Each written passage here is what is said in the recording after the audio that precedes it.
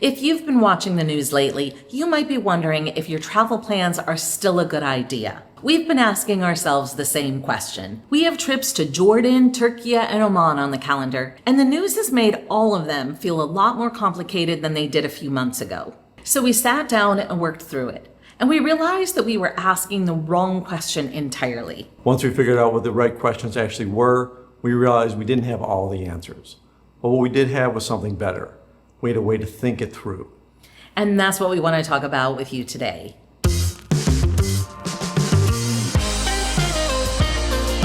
I'm Judy. And I'm Kevin. Welcome back to Find Gina Marie, where we share our lives as full-time travelers and the connections we make along the way. Here's our situation. We will be in Jordan beginning in late September. And then after that, we're heading to Ephesus and Istanbul. And then from there, we're heading to Oman. So basically, until mid-December, we will be in a region that's kind of under duress right now. We have accommodations, but all of them are refundable. And right now we have no flights booked. So really, there's nothing we have to cancel. So technically the question isn't, should we cancel? It's harder than that. Because what's happening in the Middle East is really significant. Yeah, there's so much happening around the Persian Gulf. There's retaliatory strikes. There's airlines that aren't flying there. There's closures everywhere. It's uncertain what's actually going to happen next. So this is not a trivial situation. Yeah, a lot of people have had canceled flights and are stressed out on how they're going to get home. There's a lot of uncertainty that people are worried about, understandably. Official travel advisories have been issued for a long list of countries, including 2 of those that we're going to. And yet we're not canceling. Not because we're dismissing what's happening over there, and not because it isn't a serious situation or we don't understand what's going on. We got all that. But the fact is, we're not going there yet. It's not happening tomorrow, and we're not ready to change all our plans just because it's a serious situation today. Because we realize that the question, is it safe, might be a realistic and understandable question, it may not be the first right question. And once you think through what the questions actually should be, it helps you through some of the paralysis you might feel. Now, the decision is still hard, but it's a little bit more straightforward. Here's what makes this genuinely hard. One of us tends to lean more optimistic, one of us may be more cautious. We may be reacting to very loud news headlines and all the shouting, and the first reaction might be, why even bother? Let's just shut it all down now. But cooler minds need to prevail, and we need to think this through properly. And then something like the strike in Cyprus happened. Suddenly things maybe feel a little bit random, and the area that feels unsafe starts to get bigger and bigger. But then we later learned that there was maybe a little bit more intentionality about that. And it was focused not on tourist areas, but on a military establishment. And that has a different feel to it. The problem is fear moves quickly across headlines. The reality is that risk moves much more slowly and may not at all be affecting the areas that we're going to be in. And we'll be honest, for some people watching right now, the answer is, I'm just going to wait. And if that's what makes you feel the most comforted, the most secure, absolutely do what your gut is telling you to do. And that's not overreacting. That's understanding yourself. And we respect that completely. We've also learned, sometimes the hard way, that feeling good about a place isn't understanding everything about it. You may not be informed about what's happening. But the more you educate yourself, the more you understand the reality of the situation, the better you can evaluate your decisions. Last year we were in Tbilisi, Georgia, and although we knew that there were protests going on, we didn't even see them until one day when we happened to walk by. And it was a peaceful protest. And the police were marching with them. It's not like they were fighting against anybody. There was no conflict in front of us. And we learned that these were happening weekly, and we weren't aware of it. People stopped and they were willing to answer our questions. It was not what I expected it could be. Sometimes it's really hard to get information when someone's talking against the government, but they were very open and honest with us. And that was, in my opinion, one of those instances where what you hear on the news isn't necessarily what it looks like when you're on the ground. Right. It's not unsafe because thousands of people are protesting. It was quiet. It was very safe. So these are the 5 questions that we started asking ourselves when our trip might feel a little bit uncertain. First question, is the situation actually where you're going? Headlines are broad and geography is very specific. The tourist regions of Western Türkiye are all operating normally right now. It's really the Syrian border area that is a different calculation. And that's the area that warrants extra caution on its own terms, independent of what's happening right now. Jordan sits considerably closer to the conflict zone, and we're thinking about that country much differently than we're thinking about Türkiye. And we're also looking at embassy situations. When an embassy is unable to protect you and they're sending their own family members home, that to us is real data that's important for us to pay attention to. And a big red flag. And the cartel violence that's happening in Mexico is very relevant right now, and we have firsthand information from people about that. Yeah, some people are choosing to leave, which is completely fine, and other people are feeling a little bit more comfortable that they just want to hunker down and lay low for the time being. And some of that is tied to geography. If you are in an area where there is more unrest than another area, and you're on the ground making those decisions, you have a better sense of what the situation actually is. And I think that matters a lot. Definitely with a country as big as Mexico, you can't just say Mexico's unsafe. That's like saying Canada's unsafe or the US is unsafe.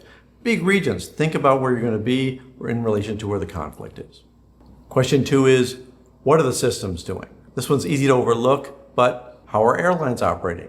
Are they canceling flights? Are they rerouting planes? Are they choosing to alter your flight schedule, maybe not cancel it just yet, but things look like they're getting weird and different. Airlines make financial decisions based on risk assessment. So if they are choosing to close down routes, then you know that there's maybe something that you should really seriously consider worrying about. You have to look a little forward because you may be able to get into a region, but maybe you can't get out. If you're stuck at an airport and flights are starting to be canceled, you may not have any options to get out of it, even if it's a hub airport. Right, and you may not even be staying near those hub airports. So if you have to get to one and they're all closed because there's a lot of people coming into them all at once, doing the same thing you are, trying to get out, that's something to factor in. If you have trip cancellation insurance, you'll want to read through it because some of them don't have a cancel for any reason clause.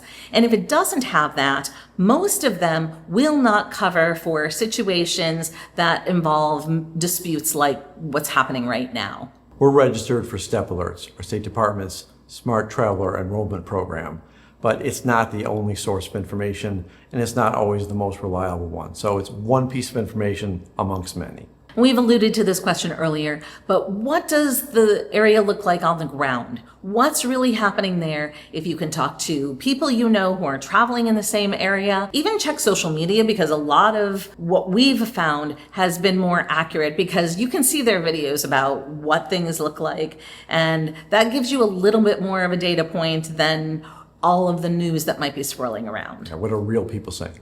And we found this to be true all the time and wherever we are.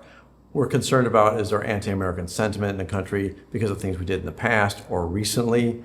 And for the most part, the people separate what's happening with the government from what's happening with the people. And they're very welcoming and kind to us no matter what else is going on. That's not always the case, but for us, it's been a common situation. When there's a conflict going on, governments aren't targeting tourist areas. They're not trying to prolong any of these conflicts. They want to get in and get out. They want to win. So we don't use that as a reason not to travel, but it does help us to go in with our eyes open. Question 4 is a bit nuanced. Do we have flexibility? As we mentioned, for our travel, we have accommodations that are refundable and we have no flights. So we can change our plans and pivot very easily, but you may not. And I would say, don't let the fact that you have a whole trip plan locked in and a lot of money invested be a reason that you do something that in your gut doesn't feel right or doesn't feel safe. Lose the money. Don't worry about it. Or be flexible. Maybe you can switch to a nearby place. Maybe you don't have to detour all the way, or you can take the tickets that you bought and change the location or get some of your money back. You know, this isn't a go home or go to the place you planned situation. Maybe you have other options. Question 5, how will you and the people that love you actually feel about you entering a situation like this? Are they going to be worried about you? Is there going to be constant fear that you're in danger? That's no way to travel. If you're worried about them worrying about you, then you're in this cycle of, am I enjoying what I'm doing here? This just doesn't feel good, and you need to think about that. And also think about, is this experience going to be what you want it to be? If you're going to someplace and you are on high alert the entire time, is that going to ruin your trip? Or if there are sites you want to see that are closed for some reason, maybe you need to come back another time. So let me just say that I think that knowing your own comfort levels isn't a sign of weakness. If this is something that you're not going to feel comfortable with, it's a strength for you to know it and to back out or make the adjustments you need. Remember, it's only money. It's not worth your sanity or your safety. Safety, yeah. Now, the trips we've been talking about are months down the road, but if you have a flight that is imminent, we'll be talking about that next. But before we do, we want to share with you something that we've been working on for a really long time. One of the reasons we're able to hold our plans loosely right now, to have refundable accommodations in place, to know exactly where we'd lose or not lose if we had to pivot, is because we actually see all of that in one place. We wanted to create one tool for all your travel plans, your reservations, your budget, your day-to-day spending across multiple currencies, everything you need, including when you don't have internet access. So we spent the last year building it. It's called Voyage Vault. It's a personal finance app built for people who love to travel. We've been using it ourselves for months to manage our trips, track our spending, handle multiple currencies, store every confirmation, receipt, visa, and document that goes with each trip. It even helps with things like keeping an eye on the Schengen 90-day rule, which if you travel in Europe, you know is the kind of thing that's easy to lose track of and really important not to. Voyage Vault is available now in the Apple App Store and runs on your iPhone, iPad, and Mac. And what I really like is that it doesn't require any personal financial information to get started. Just download it, create a trip, and see how it works for you. We also have a new YouTube channel called Voyage Vault App with tutorials to help you get started. We'll put links to both in the description. And if you do check it out, we'd love to hear what you think. Let us know in the comments or send us a message. Okay, let's go back to the question of what to do if your trip is coming up soon.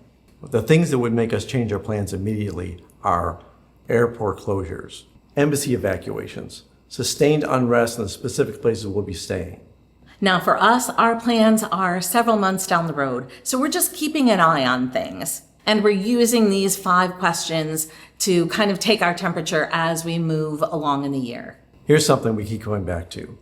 Risk doesn't disappear just because you're staying home. Yeah, in fact, someone very close to us talked to us about a terrorist attack that happened in the US, and it was in a neighborhood that she lived in and a place that she frequented quite a lot. And realizing that if she were like 2 streets down, she could have been caught in a very unpleasant situation. Yeah, she didn't have to be anywhere else in the world. She was just at home. Yeah. And I think that's the reminder that although you might feel safer when you're at home, risk exists everywhere. And it's not just overseas. And we're not sharing this to alarm anyone. We wouldn't go anywhere if we were afraid, well, there might be a problem here, or there might be unrest there, or there could be protests here. It's like, look deeper into the situation, take all the advice we've been telling you in this video, look at what the local people are doing, and get more details. For us, the goal isn't to completely eliminate uncertainty, but it is to live the way we want to live in the best way possible. So we want to hear from you. Have you had situations where it seemed complex and the world's made traveling a little bit harder? Let us know what your decision was and why. And we're also talking about this in our La Familia forum, which you're welcome to join. It's free, and we'll have a link in the description. If you're looking for ideas on where to travel this year, we have a video where we talk about the places we're going. Thank you so much for watching. Remember to wander more, worry less, and bring a passport. Until next time. Until next time.